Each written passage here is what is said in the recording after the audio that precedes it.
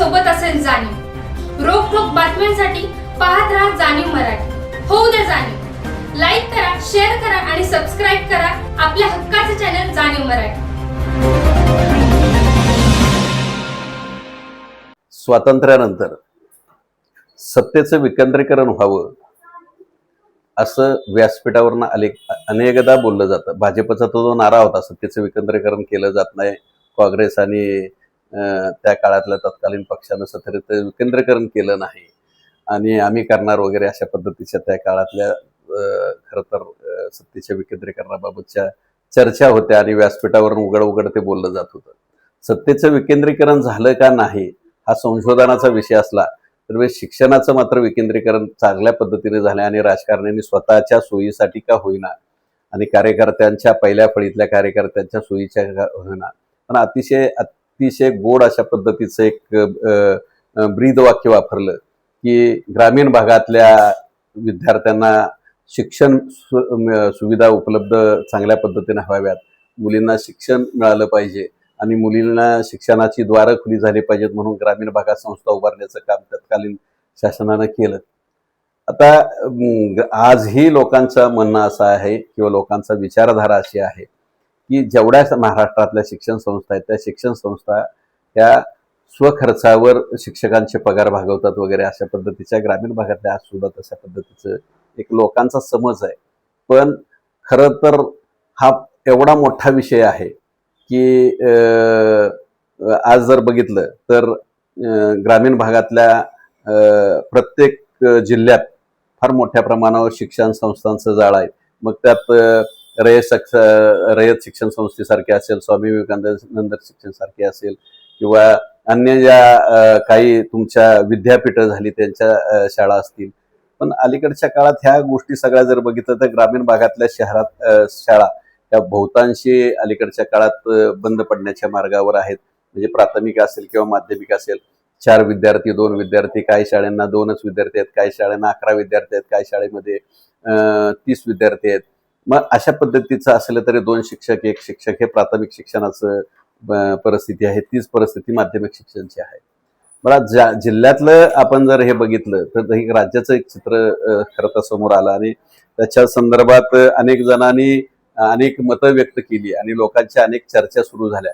खरं तर या संस्था सुरू झाल्यानंतर शिक्षकांना फार चांगल्या नोकरीच्या संध्या उपलब्ध झाल्या आणि ग्रामीण भागातली बरीचशी मुलं ही त्या शाळेत शिकायला लागली हे वास्तव आहे. पण त्यापूर्वी काय लोक शिकत नव्हती किंवा शाळेला येत नव्हते असं नाही. की ज्या काळात रस्ते नव्हते, ज्या काळात वाहतुकीची साधनं नव्हती त्या काळात सुद्धा अधिकारी झालेले आहेत, सरकारी नोकर झालेले आहेत.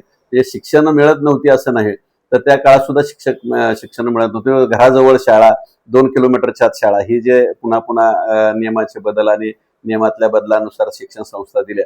खरं तर यात सगळा खर्च जवळजवळ हे शासन शिक्षणाच्या वरचा करत आहे आणि संस्था चालकांना अनुदान जात आहे आणि त्यातून ह्यांचे पगार वगैरे होत आहेत.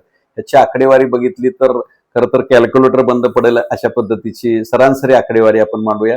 कारण लोकांच्या ह्या शिक्षण पद्धतीवर अनेकदा ज्यावेळेला चर्चा होतात तेव्हा टोटल महसुलाच्या 20%, 22%, 18%, 10%, कोण म्हणतं 2% खरं तर खर्च केला जातो असं लोकांचं म्हणणं आहे. वेगवेगळ्या चर्चा सुरू असतात.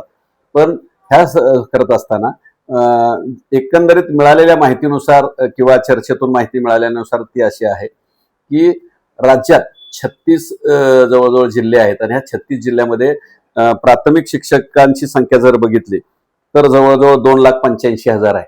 म्हणजे आज प्राथमिक शिक्षकांची संख्या जर 2,85,000 असेल आणि प्रत्येकाला अलीकडच्या 7वा वेतन आयोग, 5वा वेतन आयोग, 6वा वेतन आयोग आणि आजचा 7वा वेतन आयोगानुसार जर बघितलं तर कमीत कमी 1 लाखाच्या हात शिक्षक खरं तर पगाराला नाही. मग त्यांचा जर खर्च बघितला तर जवळजवळ 28 अब्ज आणि 50 कोटी महिन्याला खर्च आहे.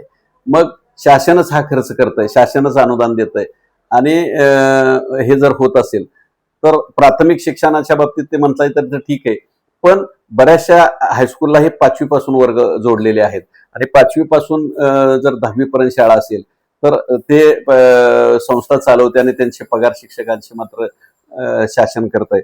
आणि माध्यमिकच्या बाबत जर बघितलं तर जवळजवळ 1,91,700 माध्यमिक शिक्षक हे राज्यात 36 जिल्ह्यात काम करतात. मग काही जिल्ह्यात 8,000 आहेत, काही जिल्ह्यात 5,000 आहेत, काही जिल्ह्यात नाशिकचा जर जिल्हा बघितला तर मोठा आहे, अमरावती मोठा आहे, तिथं 10,000च्या आसपास प्राथमिक आणि माध्यमिक शिक्षक आहेत. अशा स्वरूपाचं ते कमी जास्त प्रमाणात आहेत, पण शिक्षण आहे. पण आज बघितलं तर जवळ 47 अब्ज आपण रुपये अंदाजे सांगतोय. म्हणजे प्राथमिक शिक्षकाला पगार 1 लाखाच्या आसपास असेल, काहीला 80,000 असेल, काहीला 40,000 असेल, काहीला 20,000 असेल. अनुदानित शाळा वगैरे, विना अनुदानित शाळा 20% अनुदानित, 40% अनुदानित, 60% अनुदानित, अशा पद्धतीचं ते शासनाचं धोरण आहे. काही अनुदानच नाही, पण त्यांना रेकॉर्डवर घेतलं जातं आणि कालांतरानं जसं अनुदान मिळेल तसं वाढवत जातं. ह्या संस्था ज्या आहेत ते काय वेळेला सुरुवातीच्या काळात विना अनुदानित म्हणून वापरल्या, पण सुरुवातीच्या ज्या शिक्षण संस्था उभ्या राहिल्या त्या मात्र अतिशय चांगल्या पद्धतीनं त्यांना लवकरात लवकर अनुदान मिळाली. त्याच्यानंतर थोडासा विलंब होत गेला. ह्या गोष्टी बघितल्या तर एवढा 40 अब्ज बघितलं तर जवळजवळ 400 अब्ज, 400 ते 500 अब्ज रुपये आपण वर्षाला शिक्षणाच्या प्राथमिक आणि माध्यमिक शिक्षणावर खर्च करतो. साताऱ्यातली एक संस्था अशी आहे की जिचं जाळं राज्यभर पोहोचलेलं आहे, पण ह्या शिक्षण संस्थेच्या माध्यमातून म्हणजे अनुदान देतं शासन आणि संस्था चालक मात्र त्याच्यावर मालक, अशा स्वरूपाचं एक जनमानसातली ती चर्चा आहे. आता हे जनमानसातली जर चर्चा बघितली तर निश्चितपणानं आपल्याला 47 अब्ज वर्षाला महिन्याला तुम्हाला खर्च होत असेल तर हा खर्च मग शासनानं का उचलू नये, शासनानं स्वतःच्या शाळा का सुरू करू नयेत, अशा पद्धतीचं वातावरण, अशा पद्धतीचं जनमानसातला कानूस असा अलीकडच्या चर्चेतला आम्हाला कानाला ऐकायला मिळायला लागलाय. म्हणून ह्या खरं तर आपण वाहतूक करतोय. इथं बाबर म्हणून शिक्षण अधिकारी होते आणि त्या बाबरांनी स्वतः खरं तर एक जावली पॅटर्न राबवला होता. ते गट शिक्षण अधिकारी जावलीला होते आणि बाबर साहेबांनी ज्यावेळेला तो जावली पॅटर्न राबवला तर राज्यात त्या जावली पॅटर्नची चर्चा झाली आणि जावली पॅटर्नचे सगळ्यात राज्यात जास्त विद्यार्थी स्कॉलरशिपला हे जावलीतले लागले होते. आज पाहायला गेलं तर तीच परिस्थिती. आज नगरपालिकेच्या शाळांची परिस्थिती बघितली अतिशय बिकट आहे. काय शाळेत तर विद्यार्थी आहेत का नाहीत, हे शाळा सुरू आहे का नाही. पूर्वीचा बघितला गोंगण तर प्रतापशाह हायस्कूलची शाळा सुटल्यानंतर बाहेर तुफान गर्दी असायची. न्यू इंग्लिश कुठलं सुटली तर तुफान गर्दी असायची. आनंद इंग्लिश स्कूल सुटलं तर तुफान गर्दी असायची. अशा पद्धतीच्या रयतच्या काही शाळा सुटल्या तर तशाच पद्धतीची गर्दी असायची. पण आज तशी दिसत नाही, कारण लोकांचा कल सुद्धा बदललेला आहे. लोकांचा कल हा इंग्रजी माध्यमांच्या शाळांकडे गेलाय आणि त्याच्यामुळे ह्या शाळा ऊस पडत चालल्यात. कालांतरानं ग्रामीण भागातली बघितली, मी सुरुवातीला तेच सांगितलं की ग्रामीण भागातली परिस्थिती बघितली तर 5वी ते 10वी 140, 100, 80, 100 अशा पद्धतीची पट आहे. आणि एवढा पट असताना शिक्षक मात्र तेवढेच असतात. विद्यार्थी वर्गात असतात 5 न तर 10 आणि 10 विद्यार्थ्यांना तेवढ्या शिक्षकांचं शिकवण्याचं ज्ञानदानाचं काम करतात. शिक्षण हे प्रत्येकाला मिळालंच पाहिजे आणि ते त्यांचा हक्क आहे. हा ही लोकशाही आहे आणि हा त्यांना दिलेला खरं तर तुमच्या संविधानानं दिलेला तो अधिकार आहे. कारण कोणीही शिक्षणापासून वंचित राहू नये. म्हणजे मधल्या काळात शासनाने एक फार निर्णय चांगला घेतला होता की जे ऊसतोड कर्मचारी येतात त्यांच्या मुलांना शिक्षण घेता येत नाही, म्हणून त्यांनी तशा पद्धतीच्या शाळा सुरू केल्या. रात्र शाळा सुरू झाल्या की ज्यांची परिस्थिती नाही ते कामावर जातात आणि कामावर दिवसा गेल्यानंतर त्यांना रात्रीचा वेळ मोकळा असतो तर रात्र शाळा सुद्धा भवानी सारख्या शिक्षण संस्थेत खरं तर त्यांनी चालू केलं होतं. पण ह्या गोष्टी बघितल्या, हा एवढा खर्च होत असेल, ह्या शिक्षकांचा पगार शासनच करतंय तर मग शासनाचा खर्च होत असेल तर मग कशासाठी अशा पद्धतीनं खाजगी शिक्षण संस्थांचं पेव पाहिजे किंवा शिक्षण संस्थांचं हे पाहिजे. मला बरेचसे लोक ज्या वेळेला भेटतात त्यावेळेला चर्चेत हेच त्यांचं जाणवतं की पगार करतंय शासन आणि फौजदारी शिक्षण संस्था चालकांची. आणि ग्रामीण भागातली ती परिस्थिती आहे.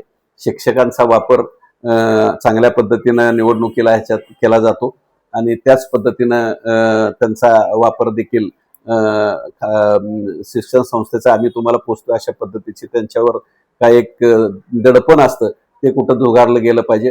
त्यांना ज्ञानदानाचं काम चांगलं झालं पाहिजे हे तितकं सत्य आहे. या सगळ्या गोष्टी म्हणजे पूर्वीच्या शिक्षकांची परिस्थिती अशी होती की आम्ही ज्या वेळेला शाळेत होतो तर 4थीपर्यंत पहिली दुसरीपर्यंत आमचे 30पर्यंत पाडेपाठ होते. आज 10वीच्या विद्यार्थ्याला साधा स्वतःचा अर्ज एखादा सांगितलं तर लिहिता येत नाही. ही शिक्षणाची प्रगती म्हणायची का अधोगती हे मला न कळलेलं कोडं आहे. म्हणजे हे कदाचित माझा अनुभव, इतर जणांना चांगले सुद्धा अनुभव असतील, पण ह्या गोष्टी कुठं तर थांबल्या पाहिजे. जर शासनच खर्च करते, म्हणजे आजचं लोकांचं म्हणणं असं आहे, बऱ्याच जणांचा गैरसमज असा आहे की रयत शिक्षण संस्था सारखी संस्था, आज 300-400 त्यांच्या संस्था आहेत, शाखा आहेत, स्वामीच्या तशाच आहेत, 200-300 शाखा असतील. म्हणजे अशा वेगवेगळ्या संस्था ज्या आहेत त्यांना अनुदान शासनाचं येतंय, त्याच्यानंतर पेन्शन योजना शासनाची लागू होते. मग ह्या सगळ्या गोष्टी जर आपण करतोय तर मग शासनच का चालवत नाही? शासनात काय तसे अधिकारी नाहीत का की ह्यांचं म्हणजे विशेष म्हणजे ह्या सगळ्या शिक्षण संस्थांवर अंकुश हा जिल्हा परिषदेचा आहे. जिल्हा परिषदचे माध्यमिक शिक्षणाधिकारी असतील, प्राथमिक शिक्षणाधिकारी असतील, त्यांचं बिंदूना माऊलीचा विषय असेल, ह्याच्यावर सगळा अंकुश जर जिल्हा परिषदेचा आहे तर जिल्हा परिषदेच्या ह्या शिक्षण संस्था, या राज्यातल्या शिक्षण संस्था काढणं तसं अडचणीचं भासेल. कारण ह्या शिक्षण संस्था ज्या आहेत ह्या बऱ्याचशा राजकीय नेत्यांनी ताब्यात घेतलेल्या ह्या शिक्षण संस्था आहेत. त्यामुळं कुणालाही कारण निर्णय घेणारे हीच मंडळी आहेत. त्यामुळे निर्णय घेणारी ही मंडळी जर अशा पद्धतीनं निर्णय घेतील किंवा स्वतःची ज्या संस्था आहेत, स्वतःचं नाव मोठं केलेल्या संस्था आहेत, तर ह्या संस्था ज्या पद्धतीनं त्यांनी ताब्यात घेतलेल्या आहेत त्या संस्था नावारूपाला आणण्यासाठी त्यांनी काम केलेलं आहे. त्यामुळे शासन हे चालवायला घेईल असं नाही. लोकांचं म्हणणं असं आहे की आमच्या करातला पैसा आहे, आमचा करातला पैसा तुम्ही त्यांना पगाराला देता. आज जर पाहायला गेलं तर सर्वसामान्य शिक्षकाला 80 ते माध्यमिक शिक्षणाचं बघितलं तर रिटायरमेंटला आलेल्या शिक्षकाला 2-2.5 हजार रुपये पेन्शन आहे, पगार आहे. म्हणजे हा जो पगार आहे हा आम्ही आमच्या करातनं देतो. मग शासनानंच का चालवत नाही? दिल्लीत जर केजरीवाल सरकार असताना केजरीवालांनी जर तिथल्या महानगरपालिकेच्या संस्था उभारीला आणून, म्हणजे साताऱ्यात जसे नगरपालिकेच्या शाळा आहेत तसे तिथल्या ज्या महानगरपालिकेच्या शाळा आहेत त्यांनी त्या शाळांची एवढा दर्जा वाढवला शिक्षणाचा की तिथं खाजगी शाळा बंद पडायची वेळ आली. आज इथल्या सुद्धा सातारा जिल्ह्यातल्या दोन ठिकाणच्या शिक्षण म्हणजे खरं तर नगरपालिकेच्या शाळा आहेत. ती म्हणजे कराडमध्ये एक शाळा आहे आणि दुसरी आहे ती वाईमध्ये आहे, की त्या शाळेत चांगल्या क्लास 1 अधिकाऱ्यांची सुद्धा मुलं घालवण्यासाठी, तिथं शाळेत प्रवेश मिळवण्यासाठी धडपड केली जाते. अशाच पद्धतीचं शिक्षण जर संस्थांना म्हणजे जे शासकीय शाळा आहेत त्यांनी जर दिलं तर निश्चितपणानं ओस पडतील. आज एक काळ असा होता की आज 90च्या पुढं ज्यांना प्रवेश दिला जातो ते आजची सयाजीराव शाळा, यापूर्वी खरं तर अशाच पद्धतीचं नाव न्यू इंग्लिश स्कूलचं होतं, त्यापूर्वी आनंद इंग्लिश स्कूलचं होतं, आता सयाजीरावचं शिक्षण म्हणजे हायस्कूलचं नाव आहे. पण माझं म्हणणं असं आहे की तुम्ही 90च्या वरचे पोरांना मेरिटला शिकवण्या ती खरं तर ती हुशारच मुलं आहेत म्हणून तिला 90% वर मार्क पडत असतील. पण जी मुलं आतली आहेत त्यांना तुम्ही प्रवेश द्या आणि त्यांची प्रगती करून दाखवा, तर खऱ्या अर्थानं शिक्षण सर्वसामान्याला मिळालं अशा पद्धतीचं पालकांचं म्हणणं आहे. म्हणजे आमच्या मुलाला 80% मार्क पडले किंवा 89% मार्क पडले तर तुमच्या शाळेत प्रवेश दिला जात नाही, तर 90%च्या मुलाला प्रवेश दिला जातो. म्हणजे चांगल्याला चांगलं घडवण्याचं काम तुम्ही करता. जो वर्ग असा आहे की स्वतःच्या परिस्थितीमुळे शिकला नाही, जो वर्ग असा आहे की मला तेवढं सुविधा मिळाल्या नाहीत म्हणून मी शिकलो नाही, मला क्लासेस मिळाले नाहीत म्हणून मी शिकलो नाही, अशा पद्धतीची जी मुलं आहेत 70 ते 80च्या दरम्यानची, ह्या मुलांना अशा पद्धतीने ह्या शिक्षण संस्थेनं एक ट्रायल बेसिस का होईना अशा तुकड्या त्यांनी निर्माण कराव्यात. आणि ही पोरं आम्ही 5वी पासून ताब्यात घेतली की ज्याला 5वी मध्ये 60% मार्क होती, मात्र आम्ही त्यांना 90% नेलेलं आहे आणि स्पर्धेत आणून ठेवलेलं आहे. एवढं जर केलं तर निश्चितपणानं सर्वांना शिक्षण दिलं पाहिजे. हे जी शासनाची संकल्पना आहे. म्हणजे जो हुशार आहे त्याला हुशार करण्याचं काम तुम्ही करताय. पण जी हुशार मुलं आहेत पण जी त्यांच्या परिस्थितीमुळे तिथपर्यंत पोहोचू शकले नाहीत त्यांना शिक्षण मिळालं पाहिजे. ग्रामीण भागातल्या शिक्षण संस्था जर शासनानं ताब्यात घेतल्या आणि ज्या पद्धतीनं जावली पॅटर्न राबवला त्या पद्धतीनं जर राबवला गेला, किंवा कराडमध्ये एक नगरपालिकेची शाळा आहे, वाईमध्ये एक नगरपालिकेची शाळा आहे, त्या दोन्ही शाळांसारखं जर खरं तर जिल्हाधिकाऱ्याने असेल, शिक्षणाधिकाऱ्याने असेल, अशा पद्धतीचं एक वेगवेगळे पॅटर्न राबवले. खरं तर ह्या अनुभवासाठी बाबर सर अजूनही हयात आहेत, त्यांना विश्वासात घ्यावं शिक्षणाधिकाऱ्याने अशा पद्धतीचं कुठं आपल्याला राबवता येईल का? म्हणजे पगार दिला म्हणजे संपलं शिक्षणाचं असं नव्हे, तर विद्यार्थ्यांना ज्ञानदानाचं काम चांगलं झालं पाहिजे, भविष्यातली पिढी चांगली झाली पाहिजे. आणि जे इंग्रजी माध्यमाकडे जे पोरं वळाले ते भविष्यात आम्हाला मराठी माध्यमातून शिकायचंय अशा पद्धतीची वातावरण निर्मिती जर झाली, आणि मराठी माध्यमातून शिकलेली पोरं काय अधिकारी होत नाहीत असं नाही, इंग्रजी माध्यमातून शिकलेलेच अधिकारी होतात असं नाही, पण ती चांगले इंग्रजी बोलतात. आमच्या मराठी माध्यमातून शिकलेलं एखादं पोरग त्याचं जर ग्रामर चांगला असेल, त्याचं जर मॅथमॅटिक्स चांगला असेल, तर इंग्रजी माध्यमातल्या पोरांना सुद्धा ते मागं टाकू शकतं. हे परिस्थिती वास्तव आहे. म्हणजे आम्ही ज्या वेळेला फिरतो, आम्ही ज्या वेळेला चर्चा करतो, आमच्याशी लोक ज्या वेळेला चरतात, शिक्षण क्षेत्रातली लोक ज्या वेळेला चर्चा करतात, त्यावेळेला ह्या गोष्टी सगळ्या तर बाहेर पडतात. आज आपण महिन्याला जर 47 अब्ज रुपये जर अंदाजे सांगतोय आपण, त्याही पेक्षा जास्त कदाचित असू शकतो खर्च, तर वर्षाला जवळजवळ 500 अब्ज रुपये आपण ह्यांच्या लोकांच्यावर नुसत्या पगारावर खर्च करतो. इतर ऍक्टिव्हिटीजवर वेगळ्या असतील. मग तर आपण माध्यमिक आणि प्राथमिकचं बघतोय, आपण इतर शिक्षणाच्या बाबत अजूनही बोललेलो नाही.